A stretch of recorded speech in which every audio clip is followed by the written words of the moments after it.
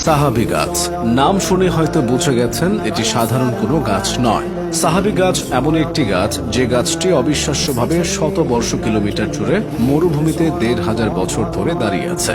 অবিশ্বাস্য এই গাছটি জর্ডানের মরুভূমির অভ্যন্তরে সাফা এলাকায় দণ্ডায়মান।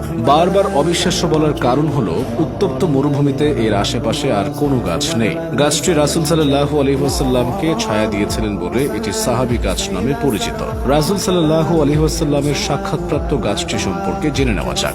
ইতিহাস থেকে জানা যায় ৫৮২ খ্রিস্টাব্দে হযরত মুহাম্মদ সাল্লাল্লাহু আলাইহি ওয়াসাল্লাম ১২ বছর বয়সে তার চাচা আবু তালিবের সঙ্গে বাণিজ্যের উদ্দেশ্যে মক্কা থেকে তৎকালীন শাম বা সিরিয়ার উদ্দেশ্যে যাত্রা করেন। যাত্রাপথে তারা সিরিয়ার অদূরে জর্ডানে এসে উপস্থিত হন। জর্ডানের সেই এলাকাটি ছিল শত শত মাইল ব্যাপী বিস্তৃত উত্তপ্ত বালুকাময় মরুভূমি।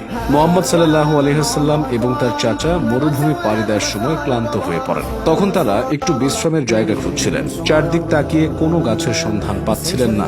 এমন সময় কিছু দূরেই তারা একটি জীর্ণ শীর্ণ গাছ দেখতে পান। তারা সেই গাছটির ছায়ায় বিশ্রাম নিতে বসে যান। এমন সময় মহান রবের অলৌকিক কুদরতে মরুভূমির বুকের গাছটি সবুজ পাতায় ভরে ওঠে এবং আজ পর্যন্ত গাছটি একই অবস্থায় দাঁড়িয়ে আছে। কথিত আছে, নবীজি যখন তার চাচাকে নিয়ে গাছের তলায় বসেছিলেন তখনই তাদের ছায়া দিতে গাছটি সজীব হয়ে ওঠে এবং গাছটির সমস্ত ডালপালা সবুজ পাতায় ভরে যায়। সেই থেকে গাছটি সাহাবী গাছ নামে পরিচিত।